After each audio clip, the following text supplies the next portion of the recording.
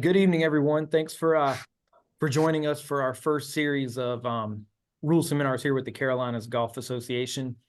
This is actually a record kind of rule seminar event for us tonight. We've had 300 people sign up for this seminar, so excited to see if all 300 show up tonight. We actually had to get a bigger Zoom subscription in order to let everyone in. So hopefully everyone jumps on tonight and we can have a good time here. Each seminar that we're going to run, we're running a series of 6 of them. They're going to cover different topics. So if you want to attend all of them and hear some different rules each time, make sure to sign up for each seminar individually. Just signing up for this one doesn't count for the next few. So make sure to sign up for the other ones if you'd like some different topics as well. But this one tonight, we're going to try to answer your rules questions, any FAQs you may have, and just kind of try to have fun with some rules topics here. So we will go over first a couple of local rules here for our seminar. Any golf tournament you have local rules, please, if you're not muted already, mute your microphone, and we'll keep it on mute the entire time. Each kind of slide that I'll have will be a different topic. So if you have questions about that topic, go ahead and ask those in the chat and we will get those answered. So put those in the chat. I've got Grace McKinnon with this. She's one of our new tournament managers here with the CGA. She's going to be helping answer those questions and directing those questions to me during the show. So you can either raise your hand or ask them in the chat, and we will try to answer those during the slides. Don't be scared. This is kind of a chance to answer whatever questions you may have or clear up anything rules of golf related that you may have tonight. So hopefully we have a good time doing that. For LPGA, PGA members, you do get education credits for this, 2 hours.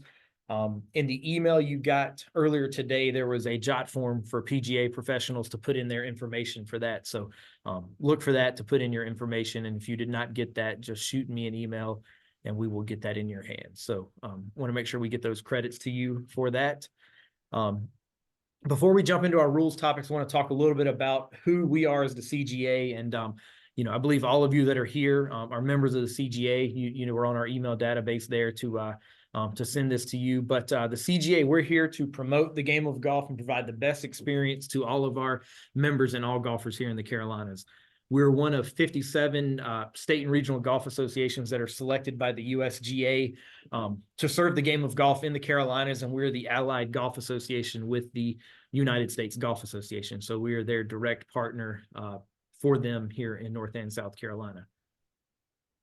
Together with the USGA, we give you the ability to have your handicap index, track your performance, see how you're improving, or, in the unfortunate case, maybe not improving, but you can keep your stats, keep track of everything like that. We try to provide opportunities and show you other opportunities besides just our events to play and engage with the game of golf. Teach you about the game, its education, rules, history, and the impact that you and everyone has on this wonderful game. And again, play in our local, state, regional, and national events and provide you those qualifying opportunities or one-day tournament opportunities or, for junior golfers, TIGA, one-day events and things like that.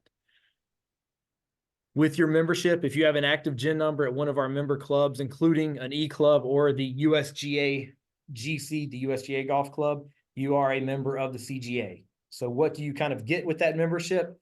Opportunities to play. So here in the Carolinas, I've listed all of our kind of categories of tournaments, but we will conduct over 350 tournaments for, every gender, every demographic, every skill level from, 40 handicap players playing in our one-day tournaments down to +5, +6, +7 golfers playing in some of our championships. So, if you play golf and you have a good time, we've got a tournament for you to play here in the Carolinas. And I mentioned your handicap index. You can use the GIN app. It's a great tool to put your stats in, to keep track, to post your scores directly to the GIN app as soon as you finish a round on the 18th green. It provides an assessment of your skill, shows your progress. It'll connect you to 3 million golfers. You can, pick your partners in order to determine everyone's course handicap when you're trying to play a game using net scores. Determine your target score before your play so you can have something to kind of shoot against.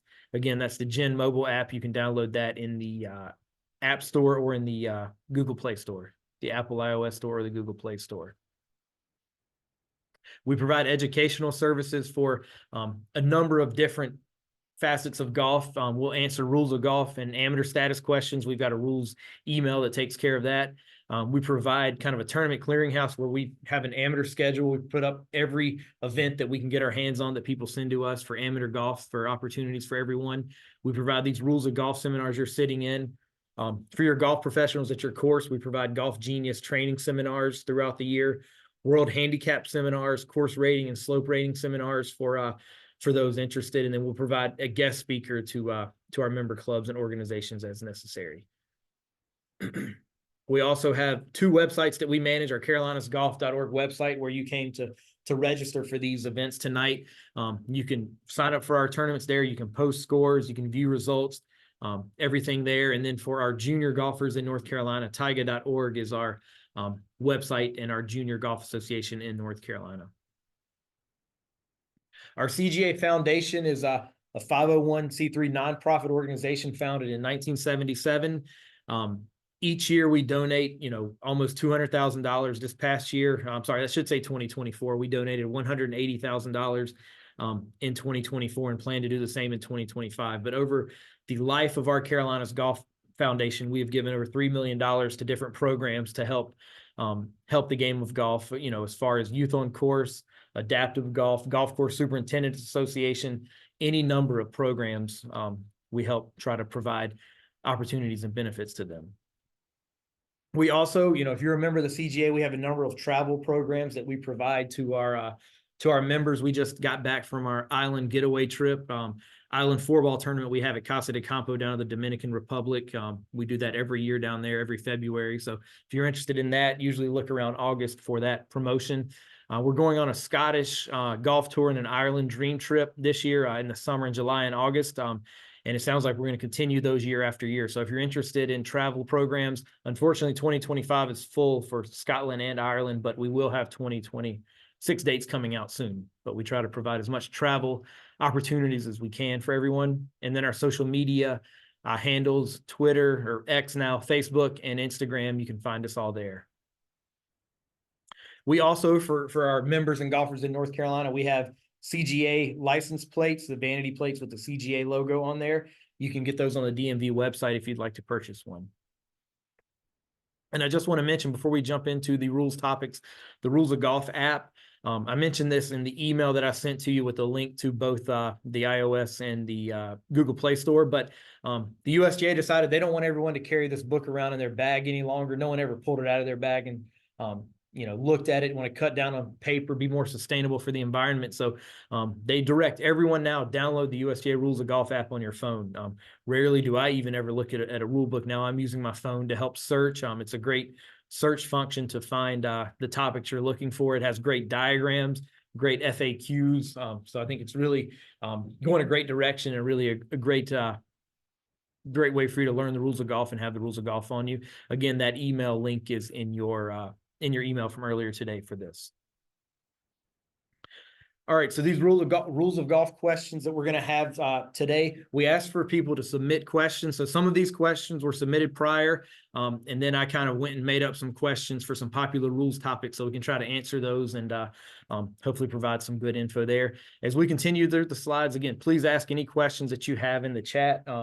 So we'll go ahead and jump right into kind of the rules topic. So any questions, again, feel free to send them in the chat or raise your hand and we'll try to get them answered tonight. So the first topic here we want to talk about is, where is my golf ball? It's important before you do anything is to know where your golf ball is on the course, because that's going to determine really what kind of relief you may or may not be entitled to. If you do certain things to your golf ball, will there be penalties applied? So there are 5 areas of the golf course: the teeing area, which is where you start your hole from; the general area, which is pretty much everywhere else on the golf course; bunkers, penalty areas, and the putting green. So if you see this diagram here, 1, 2, 3, and 4 are specific areas of the course. Everything else out there is called the general area, which is the rest of the golf course besides those 4 specific areas: bunkers, penalty areas, putting green, and teeing area. And so as we go through each of these slides, I've got some videos that I'll show you.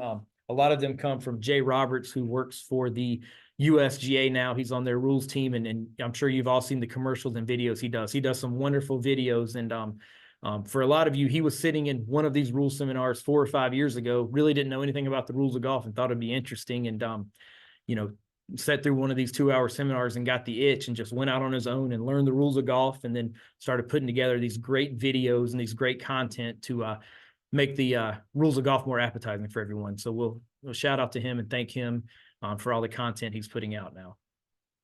When it comes to the rules of golf, a basic principle that every player should know is the different areas of the course. It's important to know these areas because they often determine what you're allowed and not allowed to do. And even though every golf course is different, they all have the same 5 defined areas, and they are the teeing area, which is the place where you start the hole that you're playing, penalty areas, bunkers, the putting green of the hole that you're playing, and if the ball doesn't lie in one of these 4 specific areas, then it's considered to be in the general area, which covers every square inch of the course that the 4 specific areas do not. Get to know these areas and the rules become much easier to understand and apply.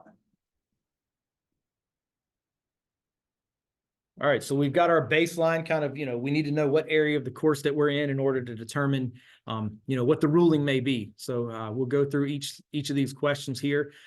First one we have, ball at rest moved, question mark. I accidentally hit my ball on the tee while making a practice swing. Do I have to count that? So this is a popular one. You probably see a lot of players, waggling up against the ball. They tap the ball off the tee, and what does everybody say? Hey, that's one, right there off the bat. But did the ball move? Yes, the ball did move, but there's no penalty to the player because the ball was not in play in the teeing area. They had not made a stroke at that ball in the teeing area. So no penalty. We can pick it right back up and put it on the tee. Does that practice swing count as a stroke? And I'm sure most of us know that, but no, the player had no intent to make a stroke at the ball. So that is that ball's not in play. They can simply just pick it back up and put it back on the tee. And what is the name of this rule? I'm not going to quote rule numbers for everybody, but I like to think of this as the Zach Johnson rule. It's been amazing. He's done this 3 times over the course of about 3 years where he's been on a practice tee. So I'll just click the video and show everyone. Too low.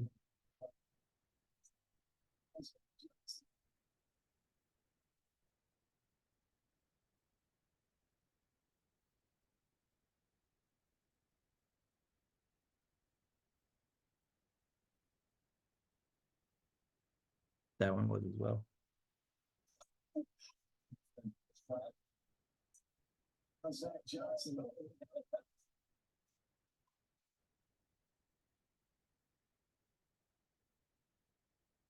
Yeah, we're going to check the sound on those videos and see real quick.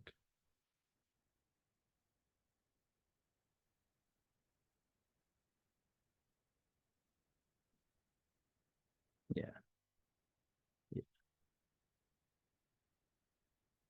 So we're just making sure the sound is okay here. When it comes to the rules of golf, a basic principle that every player should know is the different areas of the. Okay. All right. Sorry about that. The video here, the Zach Johnson video, had no sound. Just thought it'd be funny to see, even at the professional level, they make this same mistake. But none of those practice swings that Zach made in the tee there were strokes at the ball. There was no intent there. So you could just pick those balls back up, put them on the tee, and continue playing on. But it's just amazing that he's the one that does it over and over and over.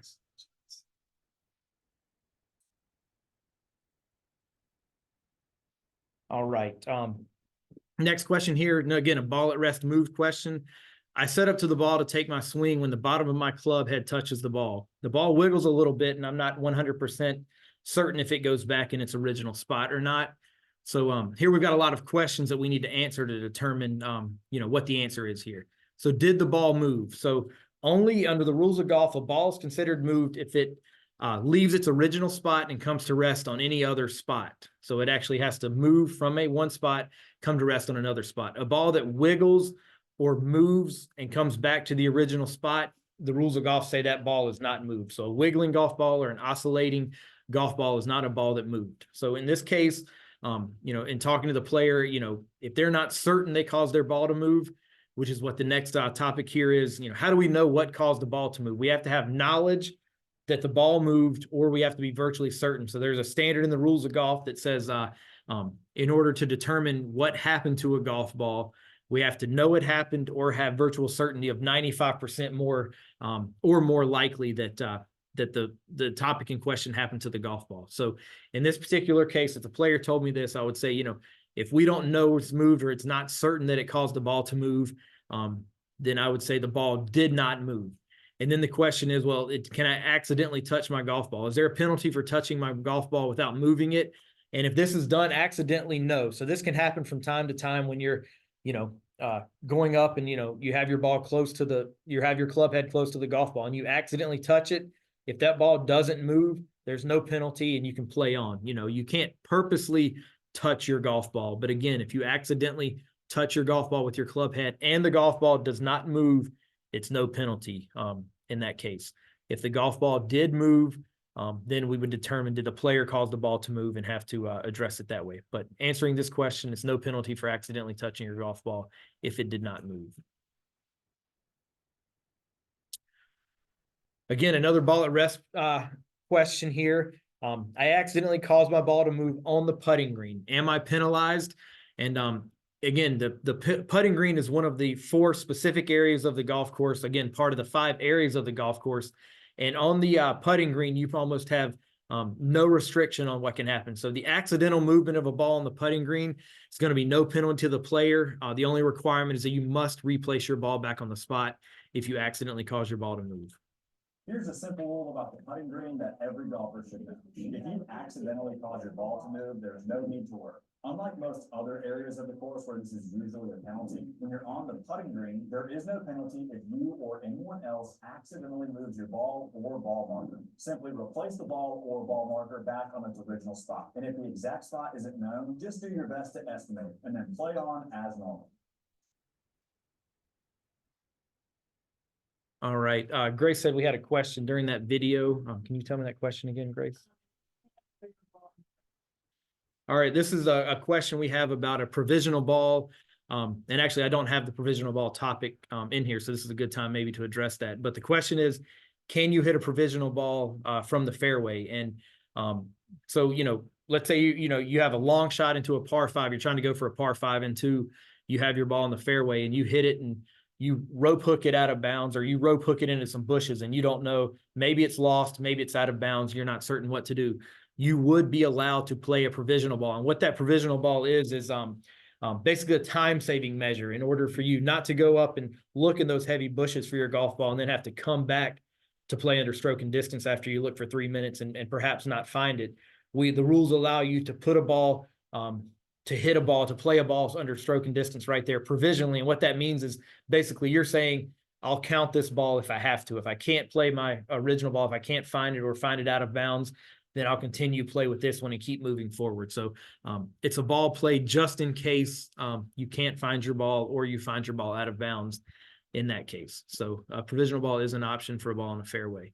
The only time you can't play a provisional ball is if you know 100% that you hit your ball in a penalty area. If there's any doubt where your ball may lay, it could be in a penalty area, it could be lost outside a penalty area or lost out of bounds, you could play that provisional ball at that time. And you must announce, hey, this is a provisional ball, or make it clear that that is a provisional ball. So thanks for asking that. We actually didn't have that topic in here, so glad we touched on that.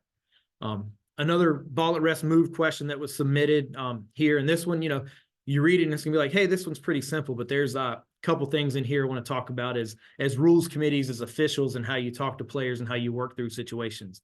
A player's ball is at rest on the fairway. It is picked up by a spectator who then replaces the ball on the estimated spot where it laid and informs the player that they did this. The player then marks, lifts, cleans, and replaces the ball on that spot. So does the player get a penalty for the spectator causing their ball to move?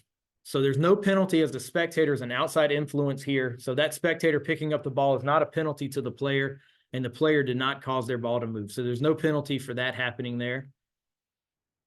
Is it okay for the player then to subsequently pick up their golf ball, clean it, and put it back down on the spot? And so this answer is really going to depend on the question of, did that spectator get that ball back in play on the estimated spot correctly? So, if you think about an instant where a spectator sees the ball, they pick it up for a split second and put it right back down, realizing what they did, almost, not even standing up from the waist. If they just pick it up and put it right back down, then they've probably estimated where that spot was and put it back in there correctly. So in that case, by the letter of the law, the player would not be entitled to lift, clean, and replace their ball in the estimated spot in that case. But any other time, if a spectator picks up that ball, moves around with it any amount at all, and then puts it back down where they think, I still think the player would be entitled in that case to estimate that spot correctly and replace it there.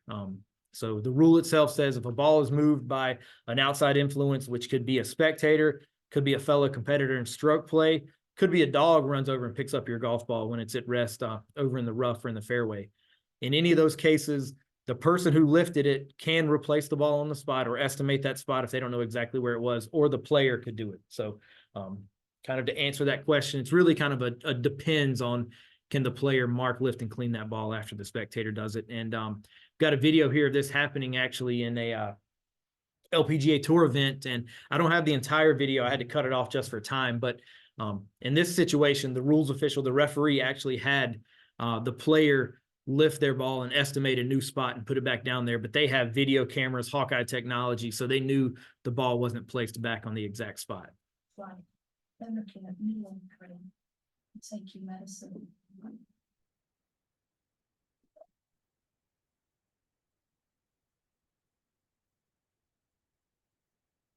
Wow, Hmm. that's a big miss by quarter. Yeah, but was Whoa, it's not as good as, it's not as, no, oh, big trouble now. Well, I can figure out where that's stopping.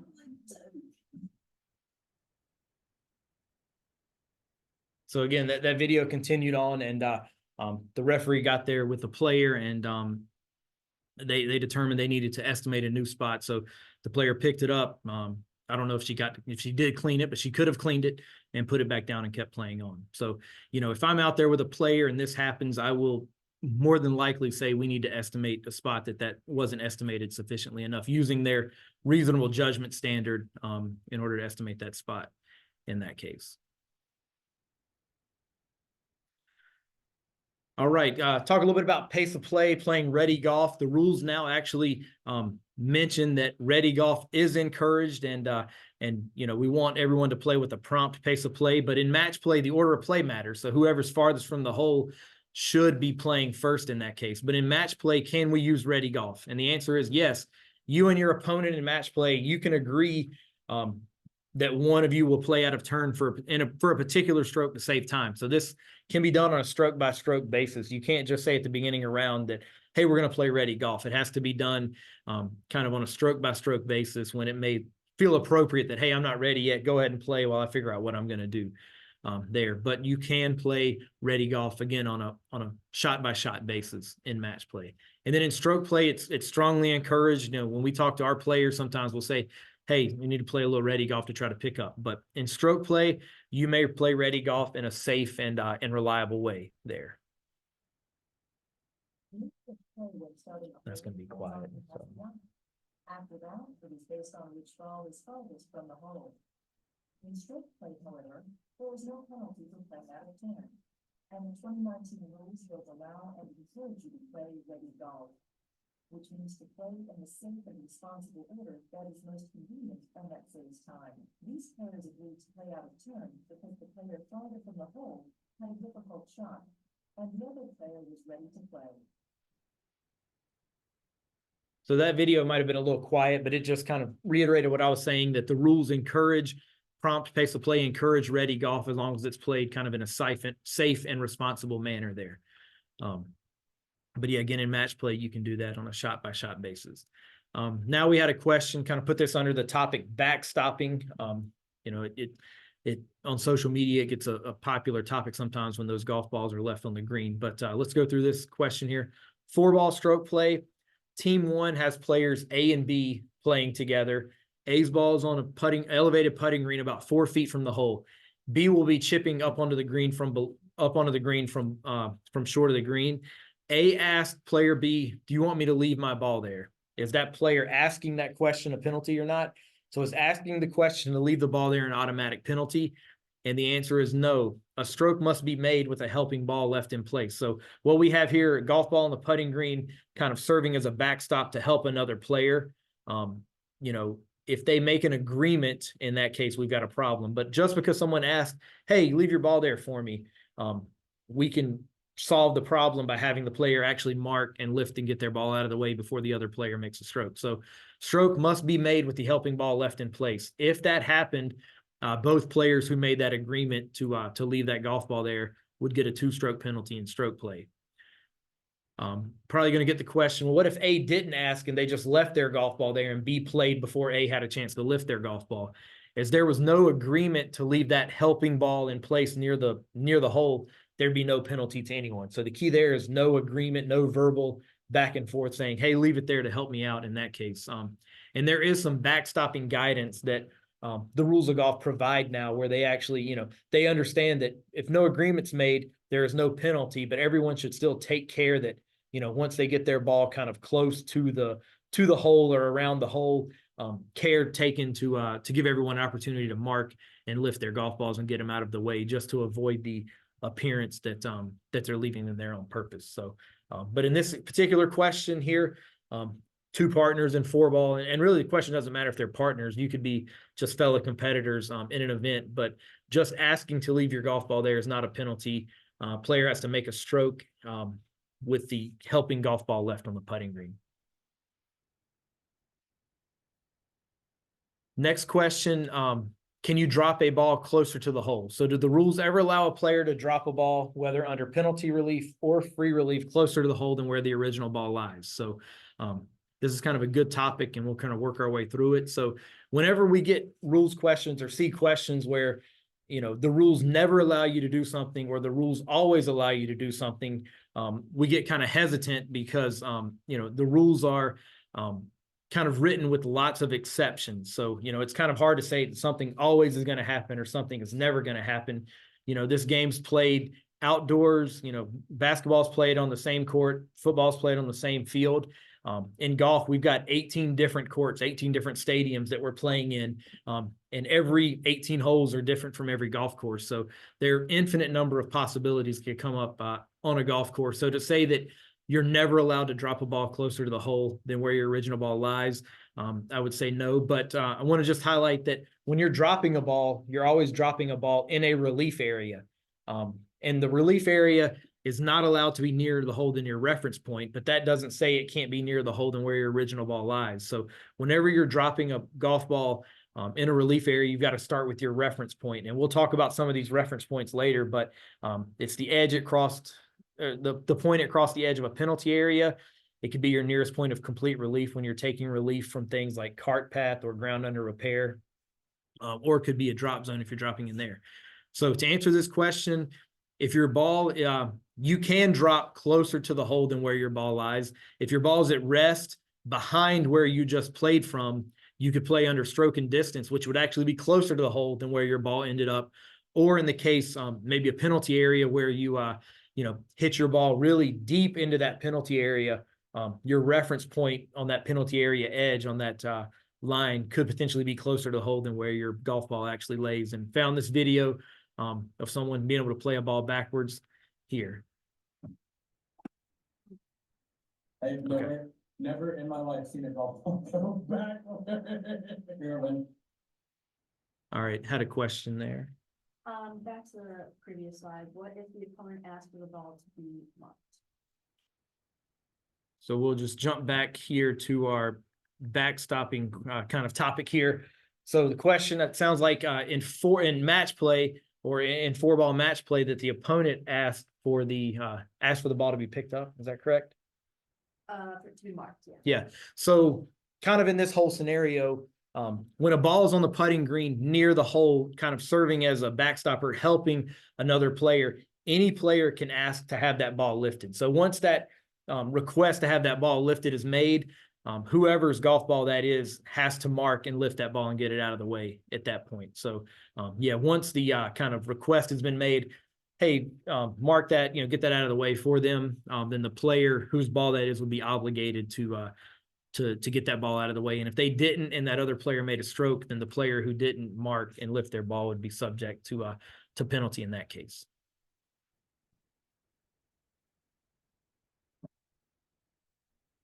All right, we had a question talking about listening to music during the round, and really it was more specific to a tournament round. So when is it okay to listen to music during a tournament round?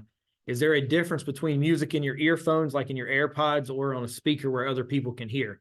And really the answer to this question is it's going to depend on, you know, the tournament you're in or the rules that the course has relating to music. So listening under the rules of golf as they're written now, listening to audio or watching videos on matters unrelated to the competition. So they actually list background music is allowed under the rules of golf as they currently are written. But in doing so, consideration should be shown to others. But the big caveat here, again, the rules are kind of written and then we have exceptions to those. So we kind of have default answers in the rules of golf. And then we have times where we're going to make exceptions to those. So we say here, you can listen to background music, but you're not allowed to listen to it for the purpose of eliminating distractions or helping with your swing tempo. So, you know, here, actually, this happened last week's first round of the Arnold Palmer Invitational. Cameron Young went up to the first tee with one ear pod in his ear. I think he ended up hooking it out of bounds and made triple, but kind of real nonchalant. But there, just having an ear pod in one ear does not necessarily mean that you're eliminating distractions. If he had both AirPods or both earphones in there, you could potentially make the argument he is eliminating distractions. But as the rules are written at this point, you can listen to background music. You can use one of the Bushnell kind of Bluetooth speakers in your cart. But again, consideration should be shown to others, and kind of how we treat that in our kind of tournaments is, you know, if your group is okay, you know, with it, then we'll allow it. But, you know, if one person ultimately, you know, thinks that they don't want the music playing, then we're being respectful of the group and kind of etiquette wise, we'd ask you to turn it off. And then again, there's a local rule that can be put in per tournament, whoever's tournament you're in, or maybe the course you're at, where they could prohibit listening to any audio, any background music at all. But we do not have those prohibitions in our CGA tournaments at this point. So long story short, you can listen to music as long as you're not doing it to eliminate distractions, and as long as there's not a local rule in place at the course or the tournament to not allow it. Next question we had kind of deals with, you know, the committee making a ruling and actually staying in the group that you're with. So while waiting for a ruling, we invited the group behind us to play up. Once we got a ruling from a referee, we wanted to continue play, but that group that we invited up kept playing and passed us. So the question is, you know, should the group behind us wait to finish once we got our ruling? And in this case, it's really going to depend on the situation. It was very, it was great of you to bring the group up, to go ahead and have them come up while you're waiting on the ruling. And then, you know, it really would depend on, you know, if they still have to hit their shots from the fairway, hopefully at that point, you know, if you're around the green, you just can tell them to hang on there and they can let you finish. But if they've already kind of got their balls on the putting green and maybe you have to still chip up, then it may make more sense to let them finish out at that point. And then the question is it okay for that group to play through us and jump ahead of us and basically change the order of the tee times? And the rules say players must remain in the same group set by the committee. So you have to stay with those players that we start you with. But players are encouraged to allow faster groups to play through. And, you know, we do have on rare occasions where there's a tricky ruling or something going on, or maybe someone has to stop for a medical reason for up to 15 minutes, that we'll let groups play through in this case. So in this situation, everything was done, you know, in accordance with the rules. Obviously, you know, etiquette wise, you know, it may depend, but in this case, everything was handled correctly there. But again, the rules of golf allow or encourage you to allow faster groups to play through in any circumstance. Just stay in those groups that we've assigned to you. Now we've got a question about a ball in a penalty area. A ball comes to rest in a penalty area. It's a red stake penalty area, so it's a red penalty area.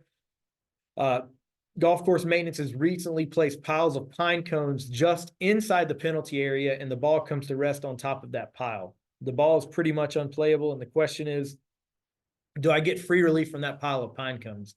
And here, unfortunately, that location of those pine cones inside the general area is going to really change our answer. So when your ball is in the penalty area, you do not get relief from abnormal course conditions. And this abnormal course condition term encompasses ground under repair, temporary water, immovable obstructions like cart paths and sprinkler heads.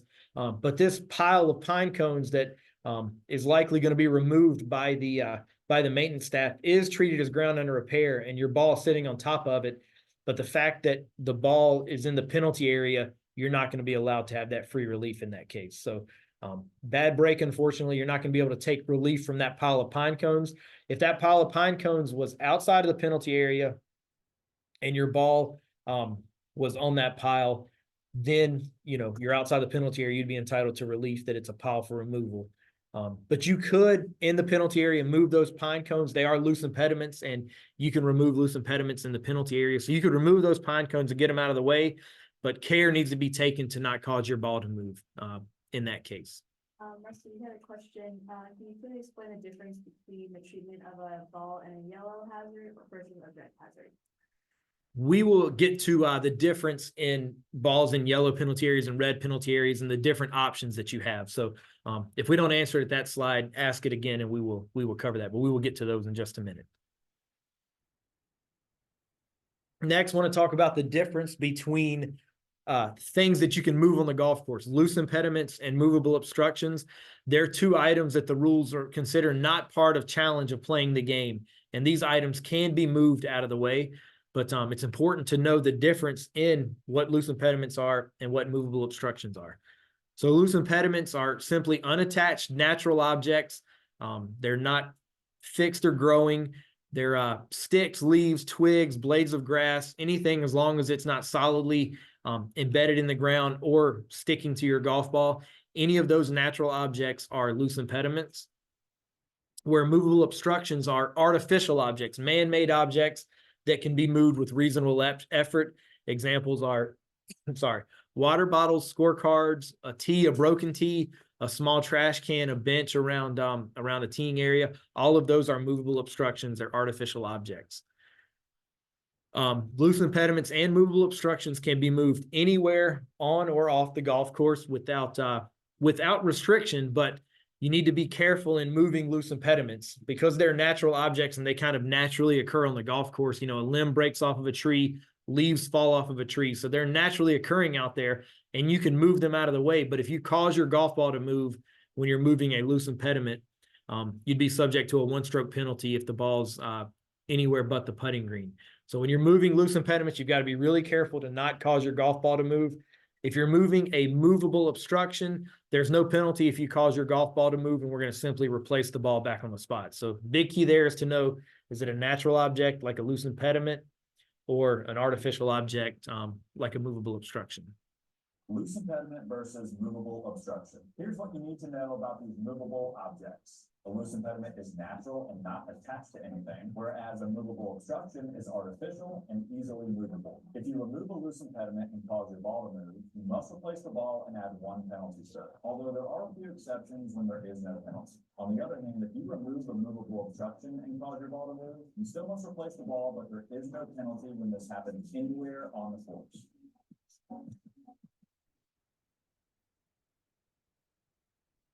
So there, just wanted to call out again those big differences there. Next, I want to talk about searching for your golf ball, and this question's become popular over the last few years with the advent of kind of battery powered lawn equipment. Can I use a leaf blower to search for my golf ball, to blow leaves out of the way, or even just blow leaves off the putting green? In that case, yes, but again, you want to be careful because you want to be careful not to cause your golf ball to move if you found it at that point. And just want to put this picture there, probably the most famous loose impediment ever, which was really a huge boulder there out in Phoenix that took probably 20 people to lift that loose impediment out of the way and let Tiger Woods there play through there. So here's a good video talking about blowers. Blower to find your ball. Well, when it comes to loose impediments, you're allowed to remove them in any way you want. That could be your hand, your club, or something else like a leaf blower. Okay. So this is perfectly fine, but there's two situations to keep in mind. If you haven't found your ball yet and cause it to move during your search, there is no penalty, but you have to replace the ball. But on the other hand, if you've already identified your ball and you're just cleaning up the area around it and cause your ball to move, then it's a one-stroke penalty and you must replace the ball. All right, I think we had a question. If a ball is in a penalty area next to a green and there's a fan position on the line of play, can the ball be moved? Actually, All right, sorry. So say it again for me, Grace. Sorry. If a ball is in a penalty area next to a green and there's a fan position on the line of play, can the ball be moved? So we're kind of talking about a couple different topics here. So we have a fan around a putting green, and that's popular, especially if you have a course with bent grass putting greens where there may have fans around the greens. And the rules of golf typically allow to call those fans something special called a temporary immovable obstruction. So if they're a temporary immovable obstruction, they have a special relief procedure to allow for line of play relief if your ball is behind that fan and it's kind of between you and the hole. So it's kind of different than any other obstruction. It's going to be different than the obstructions we talk about in just a minute. But when that fan, if it is a TIO and it's called a TIO by the course or by the committee, no matter if your golf ball is in the penalty area, you can lift your golf ball and take ultimately what's kind of called line of sight relief. It's really kind of getting out of your line of play, out of your corridor there, and drop it. But you have to drop it in the penalty area for no penalty. So the fan is no longer on your line of play, or you could just take your penalty area relief outside the penalty area to get away from it. So just want to be careful. And, they have to be, these structures, these fans have to be called TIOs, and you get this special relief option for line of play relief. Other obstructions, you would not get that line of play relief option there. Good there. Okay. All right, so now we're going to get into a couple of taking relief from abnormal course conditions. This is kind of free relief and thinking about taking relief from ground under repair, from cart paths, from sprinkler heads. And a popular question is, my ball is on a sprinkler head in the rough. Can I take relief and drop in the fairway? And the answer is yes, if your one club length relief area can put you into the fairway, you can drop from rough to fairway. So if you're right there on the edge of the rough, and you're on a sprinkler head or on a drain grate, you find your nearest point of complete relief. If that one club length relief area throws you into the fairway, take advantage of the rules and drop in the fairway and play on. Don't make this mistake. Your ball comes to rest on this sprinkler head in the rough. You do get free relief, which is one club length from the nearest point of complete relief. But after finding the nearest point of complete relief, a lot of people in this situation drop their ball pretty close to this point and in the rough. But do yourself a favor and use the rules to your benefit. When the ball lies in the general area, you must drop it in the general area. And if we measure one club length from the nearest point of complete relief, the fairway would be included in the relief area. Even though there may be a difference to us as players between the rough and the fairway, the rules don't differentiate between the two. They are both treated as part of the general area. So dropping this ball in the fairway would be allowed.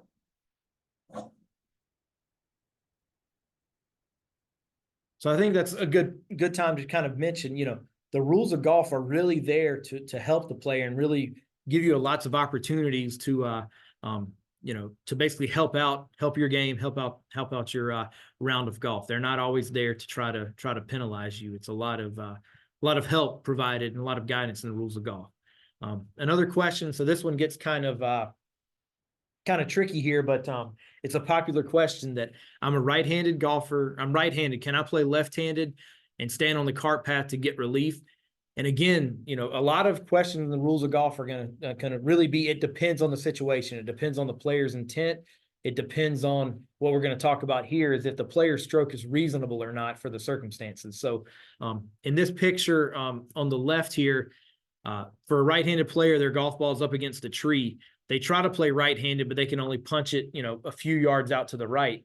But they could turn their club over, play left-handed, and be standing on the cart path.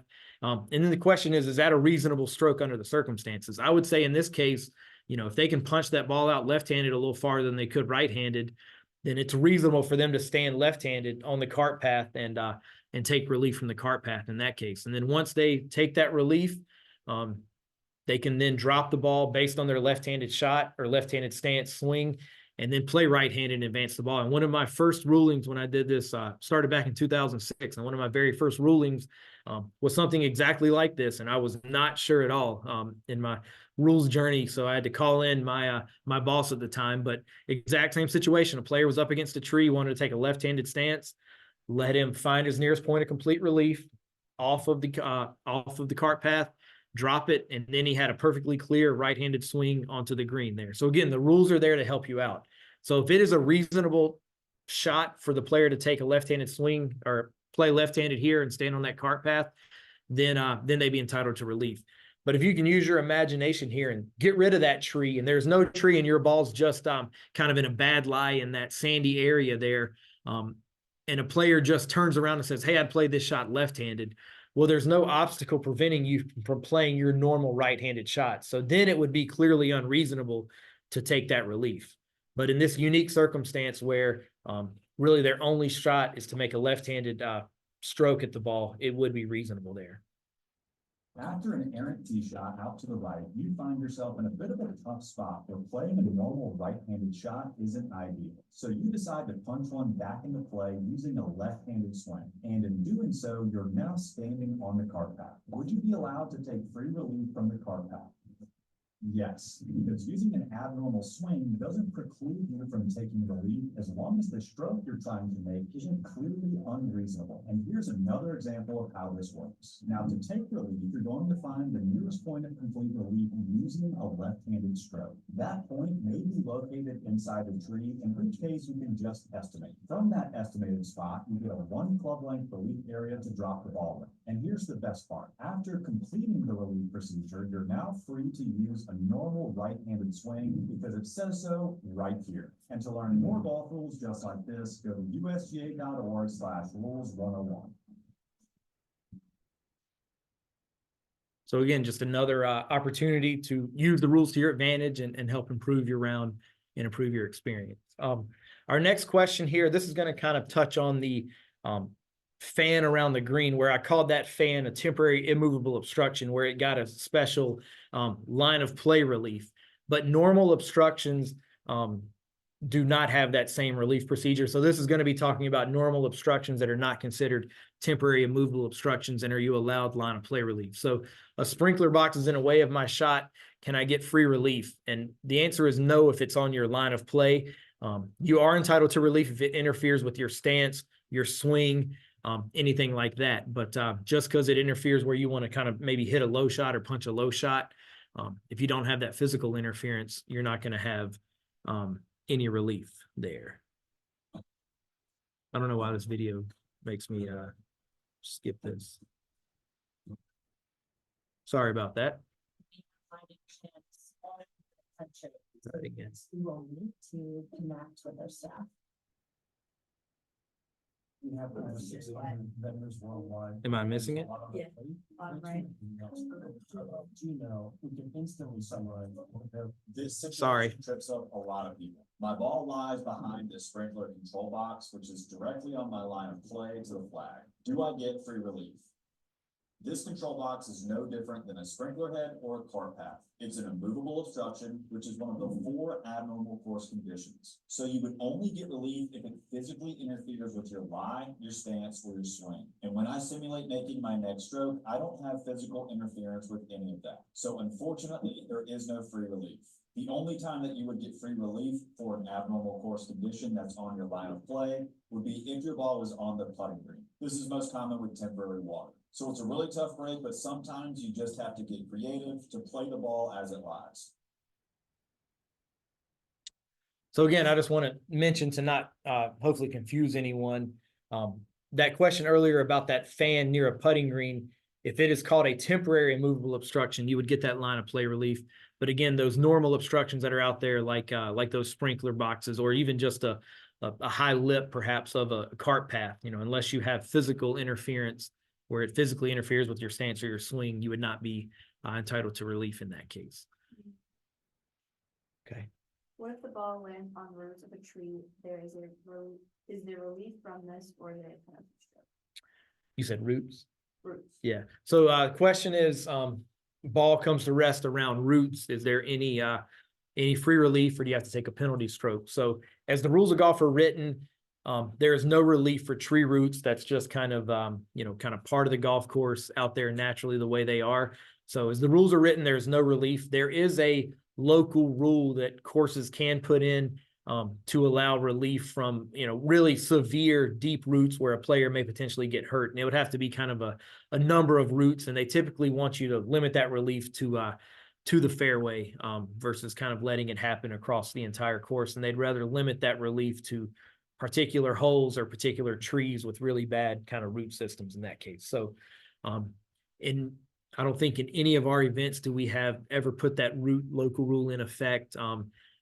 It's a rare one, but there is a local rule. But under the rules of golf, the answer is no free relief. You would have to take an unplayable lie, and the majority of the time, I think that'd be the case. Okay. Back to the fan question, if a fan near putting green is bolted into the ground, are you entitled to free relief for line of play? Again, if the course caused that fan a temporary immovable obstruction, and so just talking about our events, we kind of say across the board, any fans around putting greens are temporary immovable obstructions. So yeah, I mean, letter of the law, they're probably there for a long time, but they're so close to where a lot of balls end up coming to rest that the rules say it's appropriate to call those temporary immovable obstructions, even though they are perhaps permanently put into the ground. But the rules say that's acceptable, so we call them TIOs and grant you that additional line of play relief option. Synthetic grass putt bunker at Talamore, would you get free relief from a man-made obstruction if you did not have a stance or swing or cannot move the obstruction? So again, that kind of those turf faces, they're man-made, so they are obstructions. So it would depend.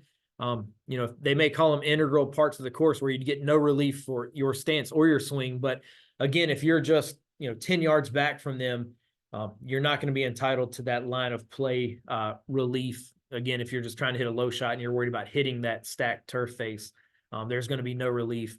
And I don't know, they may call those integral to the course where there is no relief, but if they don't say that, they are immovable obstructions. And if you did have interference from your swing or your stances on them, then you would be entitled to that relief. If your ball's in the bunker, your relief option is kind of limited to inside the bunker.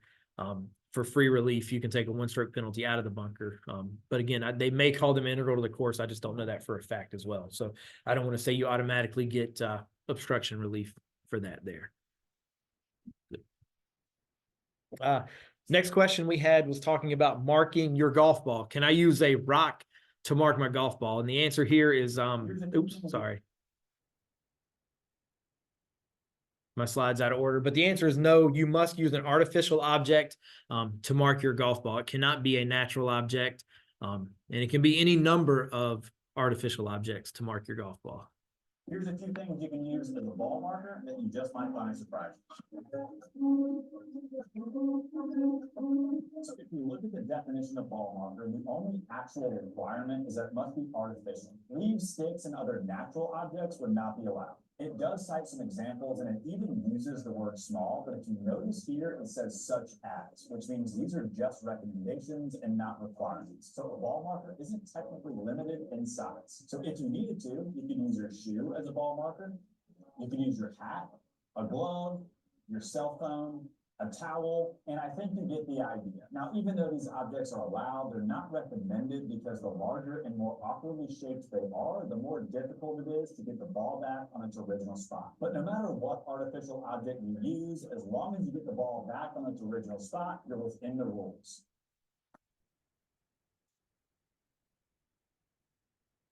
So again, with the ball markers, the big key is that we're picking our golf ball up and we're putting it right back down on the spot there to continue play. My next question, what do I do if my ball's embedded? So my ball is in a plugged lie in the rough. Can I take it out of that plug lie? Let's break down your options for an embedded ball.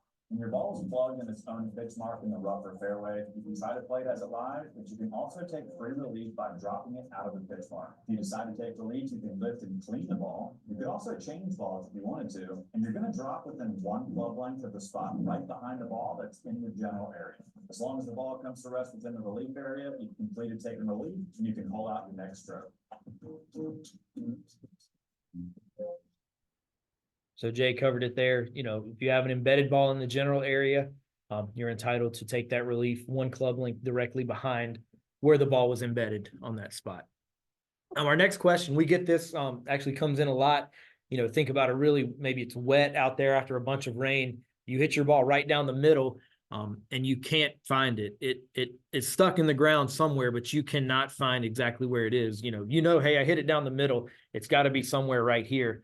But if it plugs in the ground and you can't find it, unfortunately, if you can't find your ball within 3 minutes, in this case, the ball is lost. You must basically return, play stroke and distance from wherever the previous stroke was from.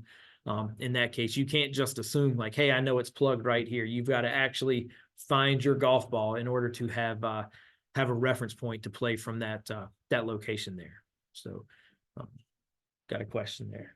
If a ball is embedded in the face of a bunker and is buried beyond the edge of the bunker, is that considered an embedded ball in the tournament? So the definition of a bunker is a ball is in a bunker if it is touching sand in the bunker. So it sounds like in this case, this embedded ball is above the sand in kind of what would be kind of the dirt lip of the bunker. Is that what it sounds like? So in that case, that ball is not embedded in a bunker. So you're entitled to treat that as embedded in the general area, as long as it's in that non-sand, but that dirt or kind of earth lip there, or that grass lip there. That would be an embedded ball, and then you would be entitled to free relief. And again, you're supposed to drop directly behind where the ball is embedded. But in this case, directly behind it is bunker, and you're not allowed to drop in a bunker. In that case, you have to stay in the general area. So what the rules would say, and I don't have a good diagram, but you would work your way to one side of the other to the bunker, wherever it is nearest to where you have general area that you can drop in that case. So you may have to just, again, if you're kind of at the top of the bunker, maybe you work your way to the left if you're a right-handed player to find a little bit of general area to drop in, or the opposite way if you're a left-handed player. So yeah, as long as it's not embedded in sand, if you're embedded in that face of that bunker, you are entitled to relief and you get that embedded ball relief. It just may not be directly behind where the golf ball is. All right, now kind of going through this theme, we have plugged balls. It's usually soft, it's usually muddy. When can I clean my golf ball? And this one's pretty easy here. Anytime you have your golf ball in your hand, you can clean it except for 4 times. And Jay's going to cover those, but the 4 times you can't clean it is when you're lifting it to identify it, lifting it to see if it's cut or cracked, lifting it because someone asked you to because it's interfering with their play, or if you're lifting it to see if you're entitled to relief. So any of those 4 times you're not entitled to clean it. Any other time you have your golf ball in your hand, you may clean it without penalty. Here's a piece of golf rules trivia for you. Can you name the 4 times when you can mark the ball and lift it, but you're not allowed to clean it? Pause this video to see how many you can name. You're not allowed to clean your ball when you're checking to see if it's cut or cracked, when you're trying to identify it. But if it's covered in mud, you're allowed to clean it only as needed to identify it, when it interferes with play for another player, and when you're checking to see if it lies in a condition where relief is allowed. For example, checking to see if the ball is embedded. Be sure to subscribe for more golf rules wisdom. So again, there are only 4 times that you're not allowed to clean the ball. Any other time you get that ball in your hand, you're taking relief from a cart path, taking relief from penalty area, taking relief from embedded ball. Clean that golf ball before you put it back into play. Now we're going to get into penalty area. So if we get that penalty area question again, we'll address it here, but hopefully one of these videos could answer that. But what's the difference between a red and yellow penalty area? The only difference between red and yellow penalty areas is the number of relief options you have. A yellow penalty area, you're going to have 2 options there, and you see them on the screen. Stroke and distance, you can play stroke and distance anytime, or back on the line relief is our second option, and we'll go through a video talking about what that is. For red penalty areas, you have the same 2 options as yellow, plus the additional 3rd option of dropping laterally 2 club lengths out from where it last crossed the edge of that red penalty area. What's the difference between red and yellow penalty areas? If we compare them side by side, they're virtually identical. You find your ball in either one, you may play it as it lies without penalty. You can ground your club, take practice swings that touch the ground, and remove loose impediments and movable obstructions if they interfere with play. And if you decide to take relief, they both offer options for stroke and distance and back on the line relief. The only difference between red and yellow penalty areas is that red offers an additional relief option called lateral relief. And this is what allows you to drop a ball within 2 club lengths of where the ball last crossed the edge of the penalty area, no closer to the hole. All right, pretty simple. Now, the next video, we're going to talk about what are those options and how do you actually proceed under these options for balls in the penalty area.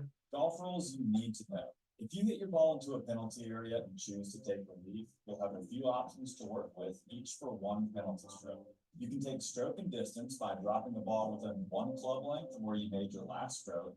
You can also use back on the line. Imagine a straight line that runs from the hole through the estimated point where the ball last crossed into the penalty area. You can go back as far as you want on the line, but you must drop it directly on the line. And if you hit your ball into a red penalty area like this one, you'll have an additional relief option called lateral relief. Simply drop a ball within 2 club lengths of where the ball last crossed, no closer to the hole. So again, these yellow penalty areas, we have just our 2 options, stroke and distance back on the line. With the red, we're going to have the 3rd option of lateral relief. And I want to just talk a little bit more about this back on the line relief option. You know, I think everyone knows stroke and distance, how that's taken care of. And most of us are familiar with measuring our 2 club lengths from the edge of a red penalty area. But this back on the line relief procedure, it was kind of a new concept in 2019, and they've tweaked it in 2023. And the key here is you've got to drop it actually on that estimated line between where it crossed the edge of the penalty area and the flag in that case. The rules of golf are changing in 2023. The back on the line relief procedure has been simplified, and here's what it looks like. To use the penalty area as an example, I'm going to keep the point where the ball last crossed between the hole and where I want to drop it. I can go back as far as I want on the line, but I have to drop it on the line because that's what activates this relief option. If I don't drop it on the line, I'll be dropping the wrong way. The relief area won't get created, and I'll have to correct my mistake by dropping it again, but in the right way on the line. But once dropped on the line, the ball can roll up to 1 club length in any direction, even if it rolls forward and closer to the hole. Back on the line is a great relief option for penalty areas, but you can also use it when you decide that your ball is unplayable.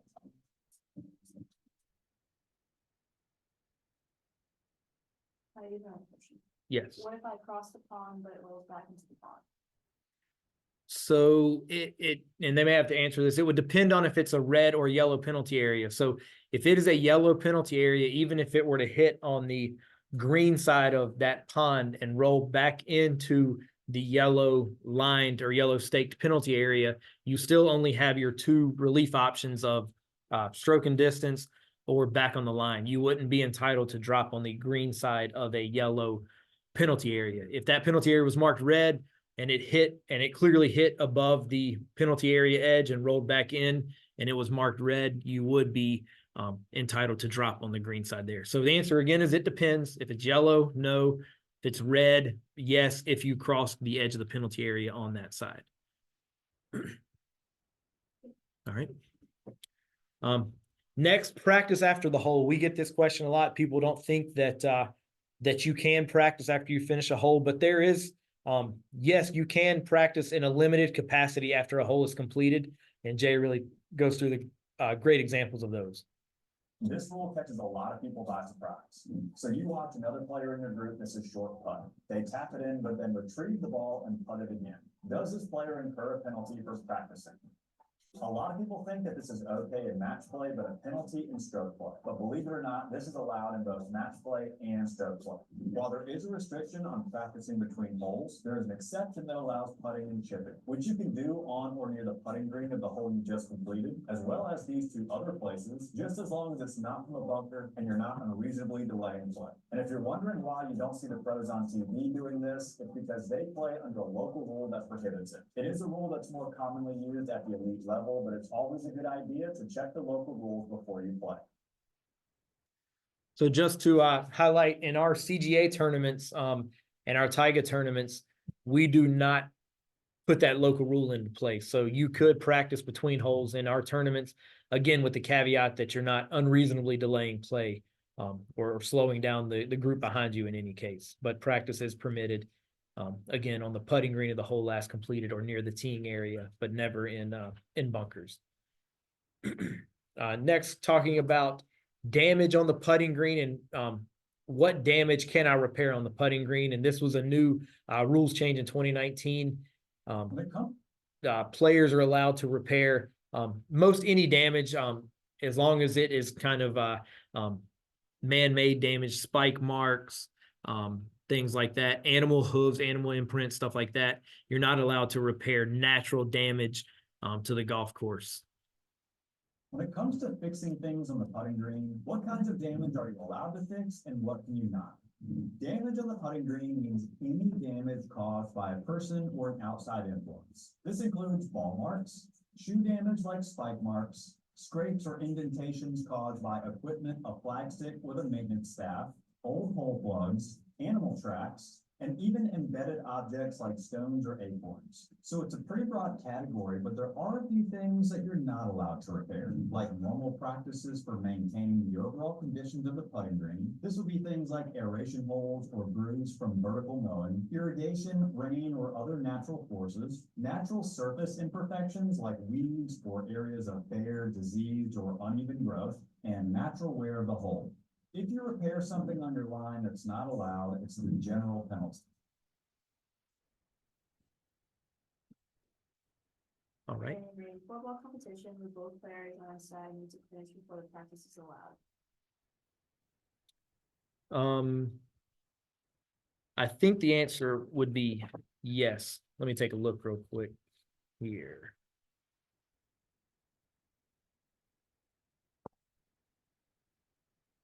So the question was, in a 4-ball competition, can one player practice before the other player holds out in this case? So I'm not certain right now. I believe so. Could you put that with the advice to the partner? Yeah. Sorry, I'm trying to find here.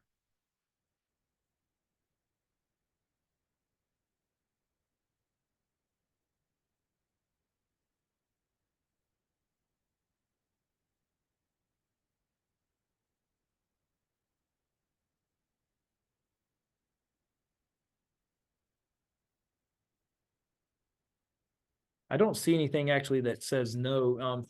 So I think, in this case, you can, the one player on the 4-ball team can practice, provided that what they do does not help their partner in the hole at that point. So they couldn't go, hey, let me practice putt your putt that you have. But I can't find anything that says, just quickly scanning, that they cannot practice in that case before the other partner in the 4-ball team finishes there. If you see anything, let me know.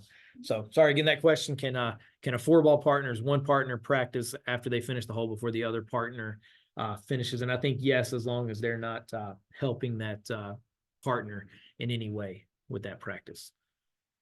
And again, just want to highlight, in that previous video, we were talking about damage to the putting green. And that's where, again, the areas of the course are very important, because you couldn't fix any of that damage elsewhere on the course. Like, you couldn't do that on the fringe, in the general area, in bunkers, or in penalty areas. But once you get on that putting green, you get a bunch more privileges and permissions to do stuff on the putting green. Now a question, can you repair a pitch mark off of the putting green in the fringe? Can I fix that pitch mark? Here's a golf rules question that comes up all the time. So here's my ball on the fringe, pretty close to the flag. I want to putt this ball, but I've got a giant pitch mark right in my line on the fringe. So the question is, am I allowed to fix this? And unfortunately, I would not be allowed to, because this law is the principle of playing the course as you find it.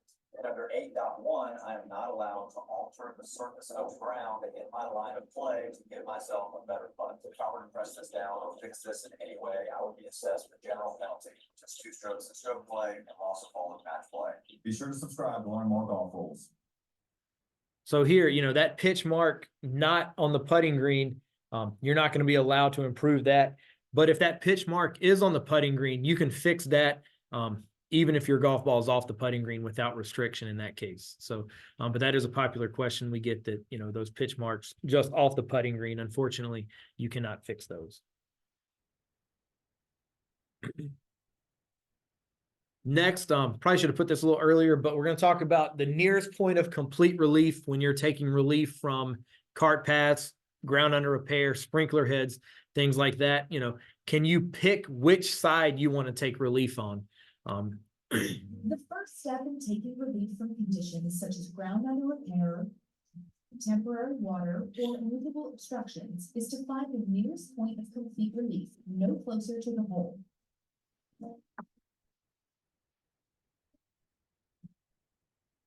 This location is the spot either left of, right of, or behind your ball where the condition you are taking relief from no longer interferes with your stance or swing. You determine this spot by simulating the stance, swing, and direction of play you would use to play your ball if the condition didn't exist.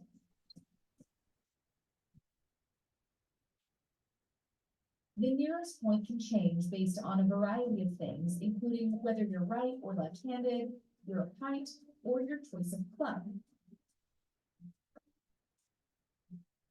In this case, the player's nearest point of complete relief from the cart path is not to the left of the clear, but rather under the tree.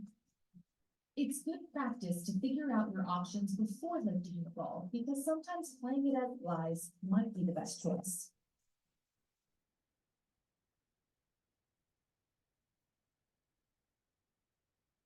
So again, you know, you're not allowed to pick the nicest area that you want to drop your golf ball in.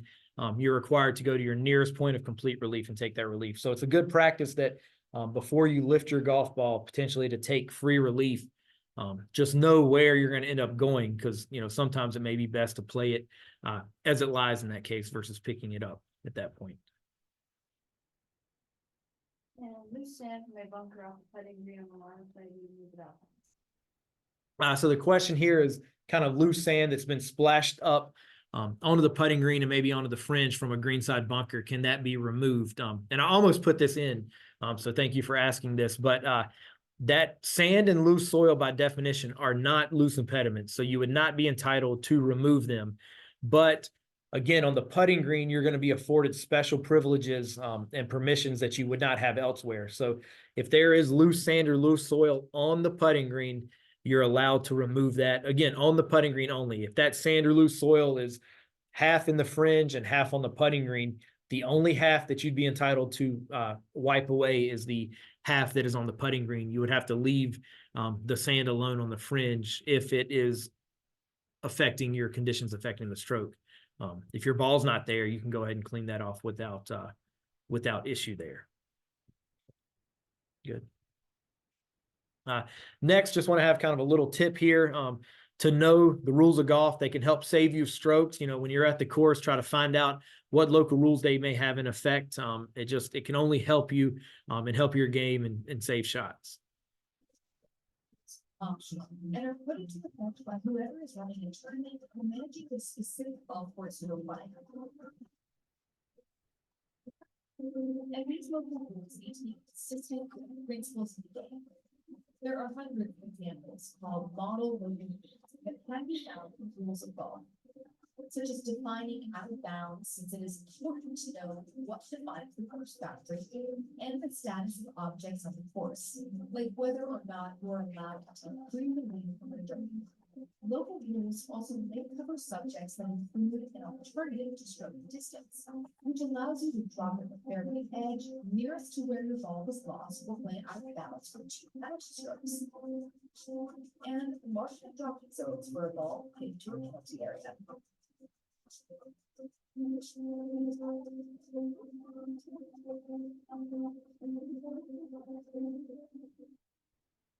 So again, just kind of want to put that out as a helpful tip that learning those things, finding that out can help you and save you strokes in that case. Next topic, just wanted to highlight divots. It's a popular question that I think everyone probably has an opinion on. Divots, can I get relief from divots in the fairway?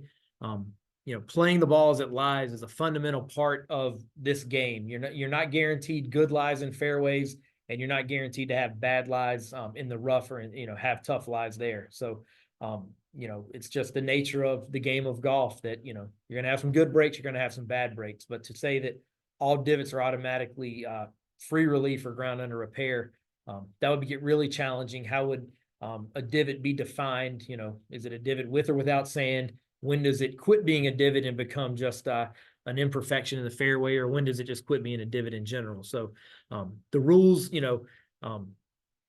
if you want the rules to be simple, they can't really be fair. If you want the rules to be fair, they can't really be simple. But to try to define this, we'd probably have a 50-page section just on divots if we were to try to clean this up. So the beauty of this game is you're going to get some good lies, you're going to get some bad lies, you're going to get some good breaks, you're going to get some bad breaks, and we accept them and move on. So just wanted to kind of address divots. I don't see that ever changing in the near future, that divots would not be relief in a fairway or anywhere.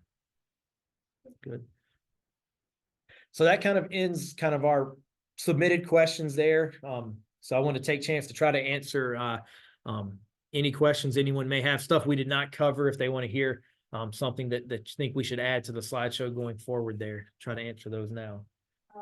Ken Hamilton had a question, and I have this course in the shape. Can a player reach across the hole and put their ball in? They can, as long as they're kind of doing it to, kind of stand out of the way of another player's line. In that case, it's okay. If they're just quickly tapping in to get out of the way and not stand in someone's way, that would be an accepted practice. Okay. Please discuss unplayable lies.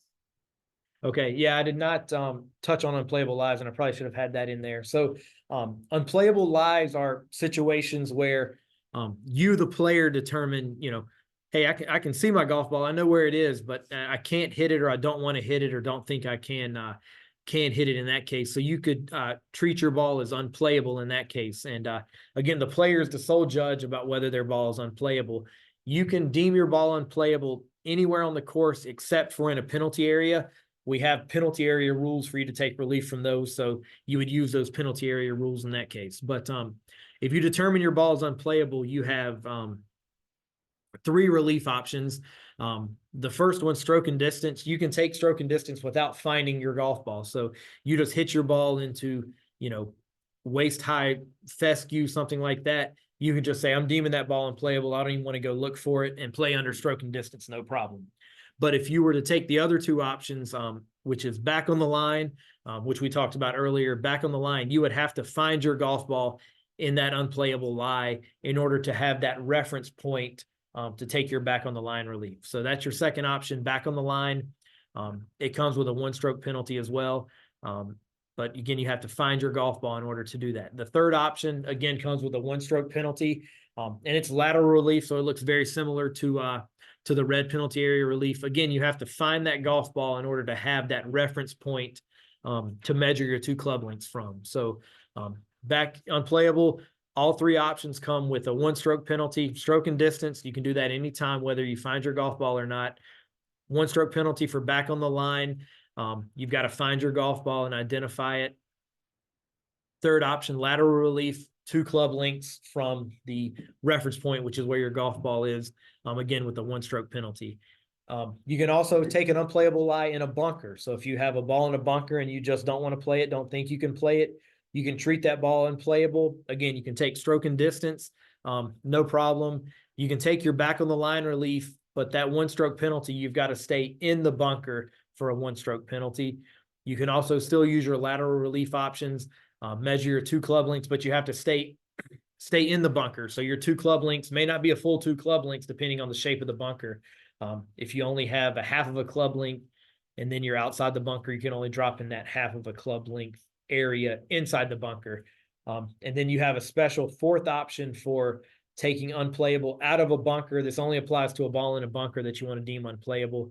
Instead of going all the way stroke and distance back, you can go out of the bunker back on the line for a 2-stroke penalty. So, you've got the 1-stroke penalty option to take back on the line in the bunker. And if you don't want to go all the way stroke and distance, you can kind of meet in the middle and take your back on the line anywhere outside the bunker, but it's a 2-stroke penalty to get out of the bunker in that case. Yeah, I have a question. It looked like in the last video, the player had lost a ball in a bush, then he took relief 2 club lengths from the edge of the fairway, not the bush. Is that correct? Yeah, so that example, and again, I probably should have put this in here, but it's an alternative to stroke and distance local rule.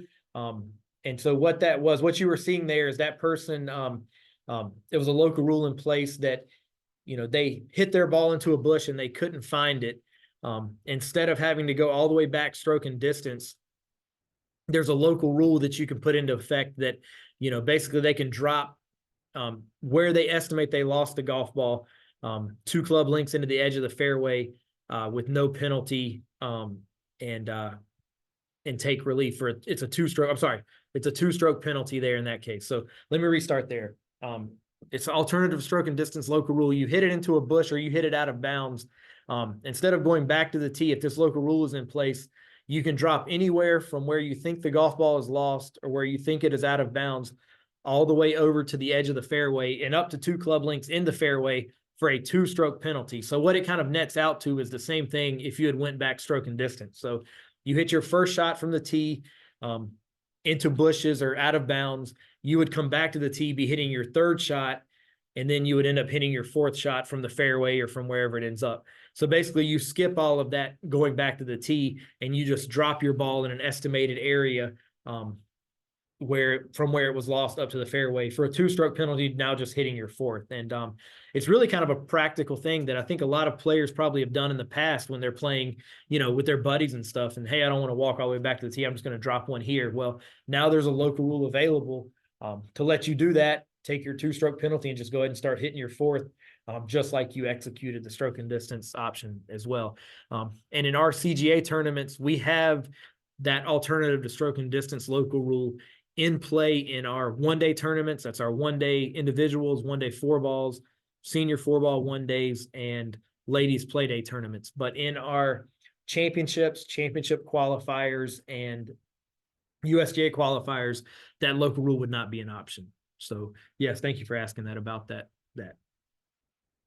If I think my ball is lost and I say I'm going to take an unplayable ball, and I say to competitors, don't look for my ball, can they still look for it and find it before I put another ball into play? They can look for it. And if they do find it, you would be obligated to go and identify that golf ball.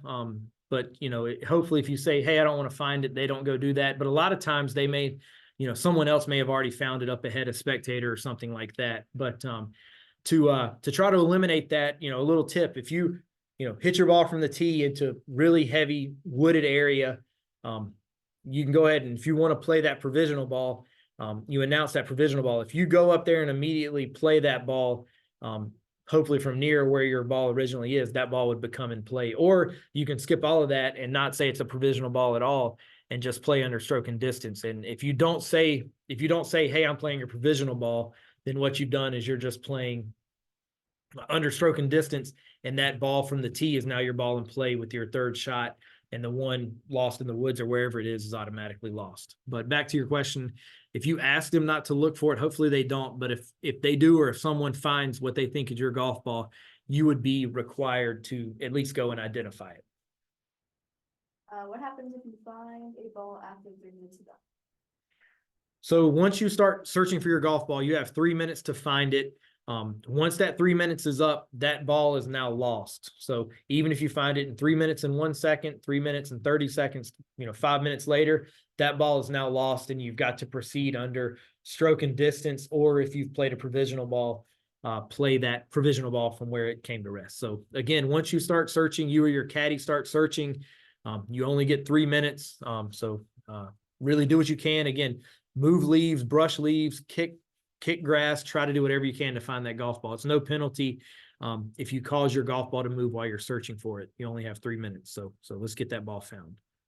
If someone lifts their ball off my cart path thinking that they're going to take relief and then realizes that the relief is worse option, what are the consequences? So I alluded to that a little bit earlier that, you know, once you lift your ball to take that free relief, you know, in this case from a cart path, if you determine, hey, I don't really like where my relief is, maybe it's, you know, behind a tree, or maybe it's just in, you know, really tall fescue. Once you lift that ball, you either proceed under that free relief option, or if you really don't like that, you can put your ball back. But what you've done is you've lifted your ball in play. And now it's a 1-stroke penalty if you put that ball back. So if you lift it to take relief, know where you're going, because it's really better to just go ahead and go there because you're taking that free relief versus putting it back for a 1-stroke penalty. So, and we try to tell, especially like temporary water situations where you don't really know how big this temporary water area is. So we try to tell players, you know, you may be in the middle of the fairway right now and your temporary water could throw you into trees or something like that. So, go ahead and have a good idea where you're going before you do that. All right. Well, again, that's the end there. I appreciate everyone jumping on, and hopefully you learned at least one thing, one light bulb moment for you there. If you ever have any questions, certainly sign up for the rest of our seminars. We'll cover some different topics, some repeat, but we'll go in depth with some other topics in some other classes. But anytime, you can shoot an email to rules@carolinasgolf.org if you ever have a question. And then I just want to have a little plug for us at the CGA and our rules official volunteer program. Any of you sitting there, if you are interested in the rules of golf and you think, hey, this is kind of cool. We have a great volunteer program where we'll teach you the rules of golf, show you how to come out and be a volunteer rules official, and get to go to some great golf courses and be around some great golfers out there. So again, we appreciate it. We'll hang around for just a minute if there are any more questions, but if not, thanks for jumping on, and hope to see you at the next seminar on Thursday.